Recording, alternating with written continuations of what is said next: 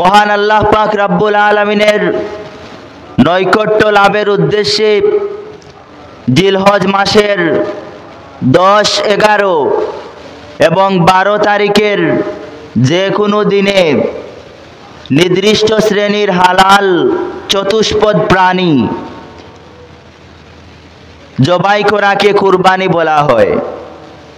তো এই কুরবানির এই বিধান এই উম্মতের জন্য, উম্মতে মুহাম্মাদীদের জন্য এটা নতুন কোনো বিধান নয়, নতুন কোনো সিস্টেম নয়, বরং প্রত্যেক নবীর প্রত্যেক উম্মতের জন্যই এই কুরবানির বিধান ছিল।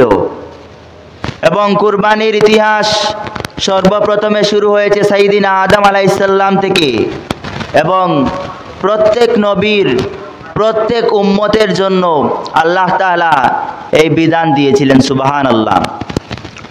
আল্লাহ রাব্বুল আলামিন পবিত্র কুরআনুল কারীমের 22 নম্বর সূরাতুল হজের 34 নং আয়াতের মধ্যে ইরশাদ করছেন, ওয়ালিকুল্লি উম্মাতিন জাআলনা মানসাকাল লিয়াযকুরুসমাল্লাহি আলা মা রাযাকাহুম মিন বাহিমাতিল আনআম ফাইলাহুকুম ইলাহুম ওয়াহিদুন ফালাহু আসলিমু ওয়াবাশশিরিল মুখবিতিন। আল্লাহ রাব্বুল আলামিন বলছেন, আমি প্রত্যেক নবীর প্রত্যেক উম্মতের জন্য এই কুরবানির বিধান দিয়েছি, যাতে করে আমি তাদেরকে যেই চতুষ্পদ প্রাণীগুলো দিয়েছি সেই চতুষ্পদ জন্তুগুলো দ্বারা যেন তারা আমি আল্লাহর শ্রেষ্ঠত্ব ঘোষণা করতে পারে। সেই চতুষ্পদ প্রাণীগুলোর দ্বারা আমি আল্লাহর নাম যেন স্মরণ নিতে পারে, এজন্য আমি প্রত্যেক নবীর উম্মতের জন্য এই কুরবানির বিধান দিয়েছি। সুবহানাল্লাহ। প্রত্যেক নবীর প্রত্যেক উম্মতের জন্য এই কুরবানির বিধান ছিল। এবং মানব ইতিহাসে সর্বপ্রথম কুরবানি করেছিলেন সাইয়্যিদিনা আদম আলাইহিস সালামের 2 জন পুত্র হাবিল এবং কাবিল। এই ঘটনা আল্লাহ তাআলা পবিত্র কুরআনুল কারীমের 5 নম্বর সূরাতুল মাইদা এর 27 নং আয়াতের মধ্যে ইরশাদ করছেন, ওয়াতলু আলাইহিম নাবা আবনাই আদামা বিল হক ইয ক্বাররাবা কুরবানান ফাতুকুব্বিলা মিন আহাদিহিমা ওয়া লাম ইউতাকাব্বাল মিনাল আখার ক্বালা লা আকতুলান্নাকা ক্বালা ইন্নামা ইয়াতাকাব্বালুল্লাহু মিনাল মুত্তাকিন। আল্লাহ রাব্বুল আলামিন বলছেন, ওয়াতলু আলাইহিম নাবা আবনাই আদামা বিল হক, আপনি তাদের নিকট আদমের 2 পুত্রের সংবাদ বৃত্তান্ত, তাদের ঘটনা সঠিকভাবে সততার সাথে শুনিয়ে দিন। তাফসীরের মধ্যে এভাবে এসেছে, ওয়াতলু ইয়া মুহাম্মাদু আলাইহিম আলা কওমিকা নাবা খাবার আবনাই আদামা হাবিলা ওয়া কাবিলা বিল হক। হে মুহাম্মদ সাল্লাল্লাহু আলাইহি ওয়াসাল্লাম, আদম আলাইহিস সালামের 2 পুত্র হাবিল এবং কাবিলের সংবাদ বৃত্তান্ত, তাদের কাহিনী, তাদের ঘটনা আপনার উম্মতদেরকে, আপনার সম্প্রদায়কে শুনিয়ে দিন, সততার সাথে শুনিয়ে দিন। সেই ঘটনাটি হচ্ছে আমাদের আদি পিতা সাইয়্যিদিনা আদম আলাইহিস সালাম এবং আমাদের আদিমাতা সাইয়্যিদাতুনা হাওয়া আলাইহিস সালাম এই পৃথিবীর প্রথম মানব এবং মানবী ছিলেন। তারা এই পৃথিবীর প্রথম মানব এবং মানবী ছিলেন। তাদের মাধ্যমেই এই পৃথিবীতে সন্তান প্রজনন এবং বংশবিস্তার সাধিত হয়। আল্লাহ পাক রব্বুল আলামিনের অসীম কুদরতে, অসীম মেহেরবানিতে আমাদের আদিমাতা সাইয়্যিদাতুনা হাওয়া আলাইহিস সালামের গর্ভে জোড়ায় জোড়ায় সন্তান জন্মগ্রহণ করত। আম্মাজান মা হাওয়া আলাইহিস সালামের গর্ভ থেকে একটি পুত্র এবং একটি মেয়ে এভাবে জোড়ায় জোড়ায় সন্তান জন্মগ্রহণ করত। সাইয়্যিদিনা আদম আলাইহিস সালামের শরীয়তের বিধান ছিল, তিনার শরীয়তের বিধান ছিল এইরকম, এক গর্ভের ছেলের সাথে অন্য গর্ভের মেয়ের বিয়ে দেয়া হতো এবং এক গর্ভের মেয়ের সাথে অন্য গর্ভের মেয়ের বিয়ে দেয়া হতো। যেই ছেলে এবং মেয়ে একই সাথে গর্ভে ছিল অর্থাৎ একই সাথে জন্ম হয়েছে তাদের মধ্যে বৈবাহিক সম্পর্ক হারাম ছিল। আর যারা এক গর্ভে জন্মগ্রহণ করেছে যেই ছেলে, ওই ছেলের সাথে অন্য গর্ভের মেয়ের বিবাহ এটা বৈধ ছিল। এক গর্ভের ছেলের সাথে অন্য গর্ভের মেয়ের এবং এক গর্ভের মেয়ের সাথে অন্য গর্ভের ছেলের বৈবাহিক সম্পর্ক বৈধ ছিল। এটা ছিল তাদের শরীয়তের বিধান। কারণ তখন তো এত মানুষ ছিল না, এত জনসংখ্যা ছিল না। আম্মাজান হাওয়া আলাইহিস সালামের গর্ভ থেকে জোড়ায় জোড়ায় সন্তান জন্মগ্রহণ করত, একটি ছেলে এবং একটি মেয়ে জন্মগ্রহণ করত একসাথে, এবং এক গর্ভের ছেলের সাথে অন্য গর্ভের মেয়ের বিয়ে দেয়া হতো। সাইয়্যিদিনা আদম আলাইহিস সালামের ছেলে হাবিলের সাথে যেই মেয়েটার জন্ম হলো, ওই মেয়েটা দেখতে এত সুন্দরী ছিল না, ওই মেয়েটার রং একটু কালো ছিল। আর সাইয়্যিদিনা আদম আলাইহিস সালামের ছেলে কাবিলের সঙ্গে যেই মেয়েটার জন্ম হয়েছে, ওই মেয়েটা দেখতে খুব সুন্দরী ছিল, রূপসী ছিল। কাবিলের সাথে জন্ম নেওয়া মেয়েটি খুব সুন্দরী ছিল, আর হাবিলের সাথে জন্ম নেওয়া মেয়েটি এত সুন্দরী ছিল না, একটু কালো রঙের ছিল। হাবিল এবং কাবিল যখন বিবাহের উপযুক্ত হলো, তখন সাইয়্যিদিনা আদম আলাইহিস সালাম তিনার শরীয়তের বিধান অনুযায়ী হাবিল এবং কাবিলের সামনে তাদের বিয়ের প্রস্তাব দিলেন।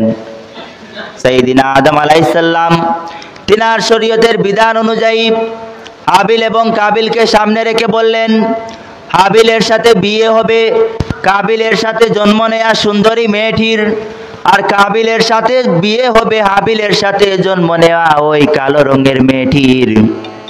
এই কথা শোনার পরে হাবিল এই প্রস্তাবকে গ্রহণ করলো না, প্রত্যাখ্যান করলো।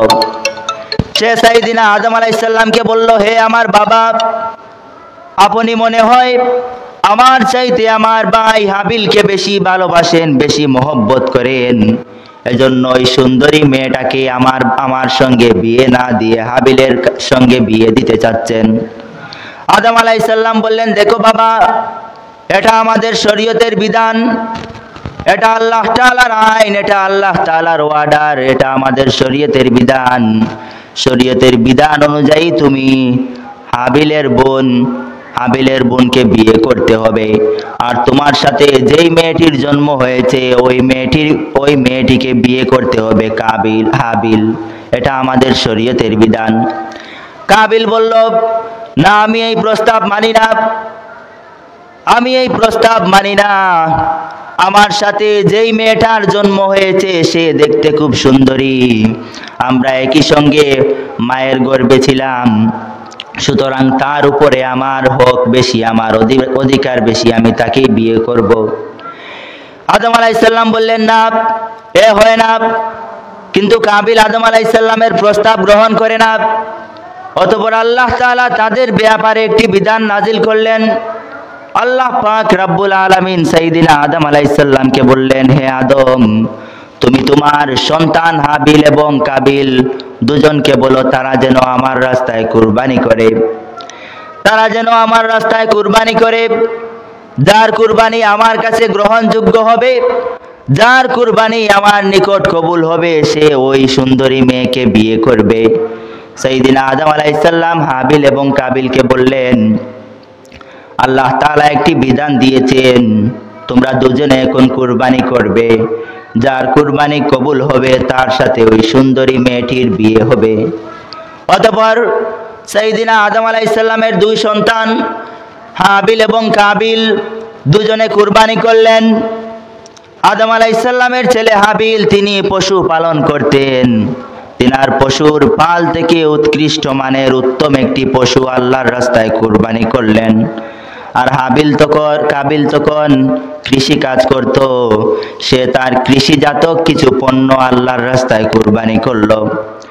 সাইয়্যিদিনা আদম আলাইহিস সালামের শরীয়তে, সাইয়্যিদিনা আদম আলাইহিস সালামের জামানায় কুরবানি কবুল হলে, যদি কুরবানি কবুল হতো তাহলে কুরবানি কবুল হয়েছে কিনা এটা বোঝা যেত।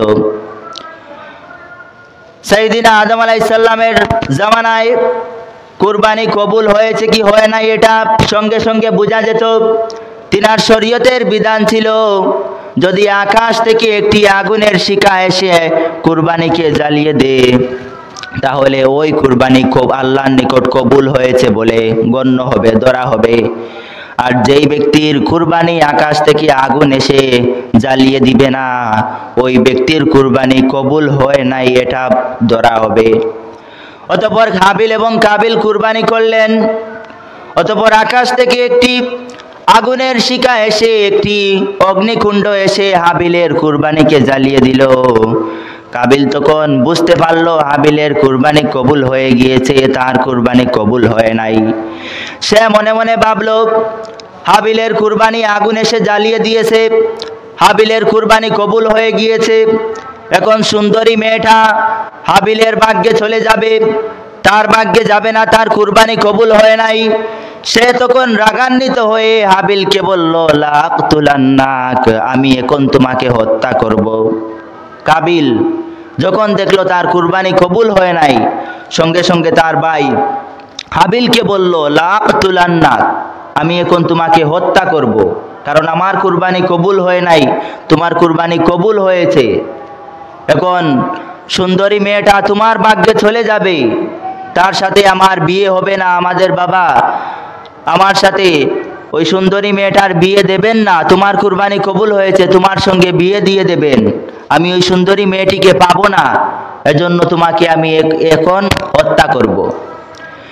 এই কথা শোনার পরে হাবিল বললেন, দেখো ভাই, রাগান্বিত হইও না, ইন্নামা ইয়াতাকাব্বালুল্লাহু মিনাল মুত্তাকিন, নিশ্চয় আল্লাহ তাআলা মুত্তাকি বান্দাদের কুরবানি কবুল করেন। হাবিল বললেন, হে ভাই, এত রাগান্বিত হইও না, আল্লাহ তাআলা তো কেবলমাত্র মুত্তাকি বান্দাদের কুরবানি কবুল করেন, যারা তাকওয়ার সহিত যারা কুরবানি দেয় তাদের কুরবানি আল্লাহ তাআলা কবুল করেন। তাহলে হাবিল এবং কাবিলের এই ঘটনা থেকে, এই কাহিনী থেকে বোঝা গেল যে আল্লাহ তাআলা শুধুমাত্র যারা তাকওয়ার সাথে কুরবানি দেয়, যারা শুধুমাত্র আল্লাহ রাব্বুল আলামিনকে দেখানোর জন্য কুরবানি দেয়, তাদের কুরবানি আল্লাহ তাআলা কবুল করেন। এজন্য আমরা যারা কুরবানি দেব, আমাদের নিয়তের মধ্যে থাকতে হবে, আমরা শুধুমাত্র আল্লাহ রাব্বুল আলামিনের নৈকট্য লাভের উদ্দেশ্যে আল্লাহ তাআলাকে দেখানোর জন্য কুরবানি দিচ্ছি, আল্লাহ তাআলাকে রাজি করার জন্য, খুশি করার জন্য কুরবানি দিচ্ছি, এটা আমাদের দিলের মধ্যে থাকতে হবে।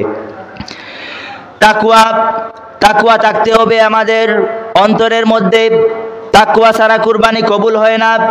আল্লাহ রাব্বুল আলামিন পবিত্র কুরআনুল কারীমের 22 নম্বর সূরাতুল হজের 37 নং আয়াতের মধ্যে ইরশাদ করছেন, লান ইয়ানালাল্লাহা লুহুমুহা ওয়ালা দিমাউহা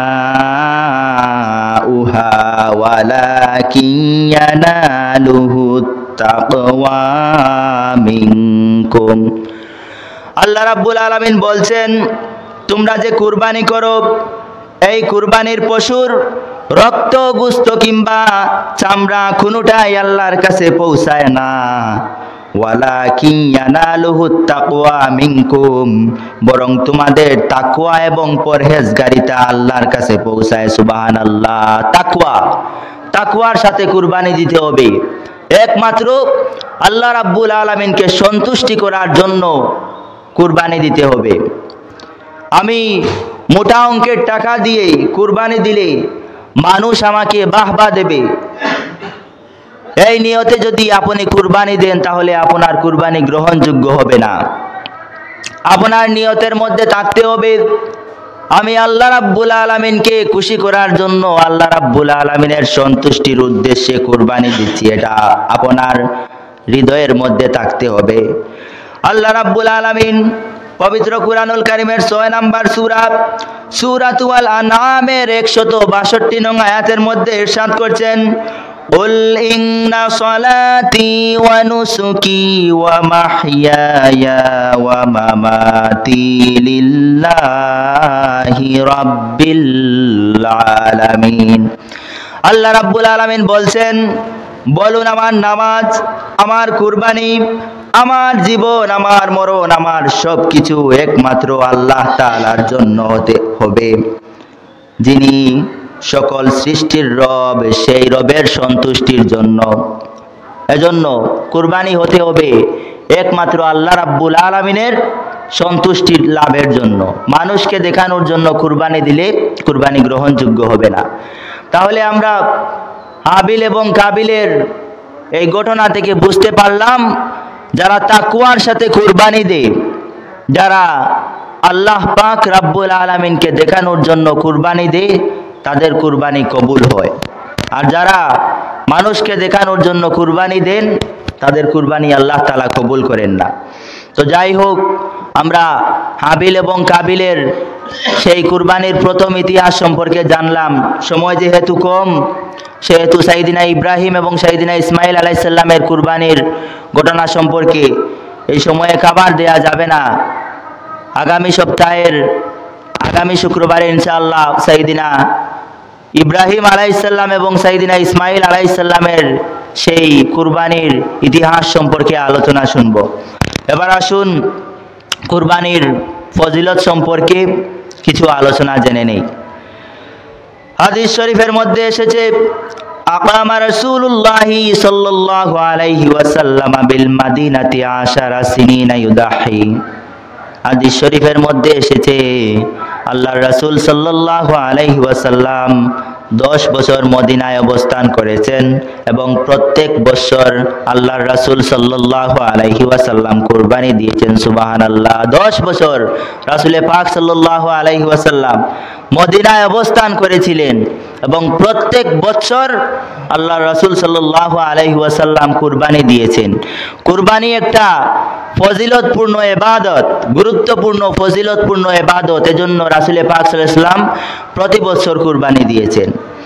আরেকটি হাদিসের মধ্যে আল্লাহর হাবিব সাল্লাল্লাহু আলাইহি ওয়াসাল্লাম বলছেন, মান ওয়াজাদা সাআতান ওয়া লাম ইয়াদহা ফালা ইয়াকরিবান্না মুসাল্লানা।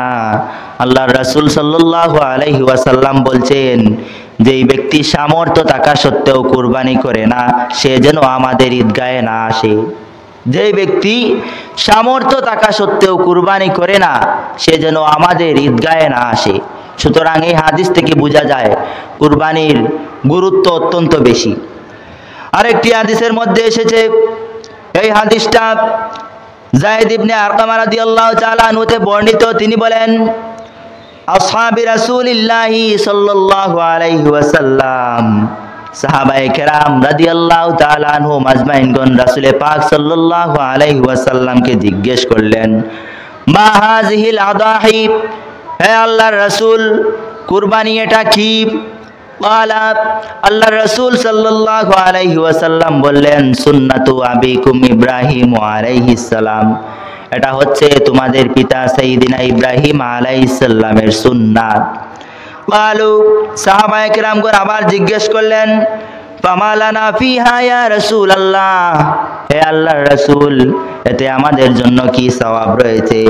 ক্বালা বিকুল্লি শাআরাতিন হাসানা, আল্লাহর রাসূল সাল্লাল্লাহু আলাইহি ওয়াসাল্লাম বললেন, প্রতিটি পশমের জন্য একটি করে নেকি রয়েছে। ক্বালু, তারা পুনরায় আবার জিজ্ঞেস করলেন, ফাসুফু ইয়া রাসূলুল্লাহ, হে আল্লাহর রাসূল, পশমওয়ালা পশুদের ক্ষেত্রে আপনি কি বলেন? যেই পশুর পশম বেশি, যেই পশুর লোম বেশি, সেই পশু সম্পর্কে আপনি কি বলেন? আল্লাহর রাসূল সাল্লাল্লাহু আলাইহি ওয়াসাল্লাম বললেন, বিকুল্লি শাআরাতিন মিনাস সুফি হাসানা। আল্লাহর রাসূল সাল্লাল্লাহু আলাইহি ওয়াসাল্লাম বললেন, পশমওয়ালা পশুদের প্রতিটি পশমের বিনিময়ে আল্লাহ তাআলা একটি করে নেকি দান করবেন। সুবহান।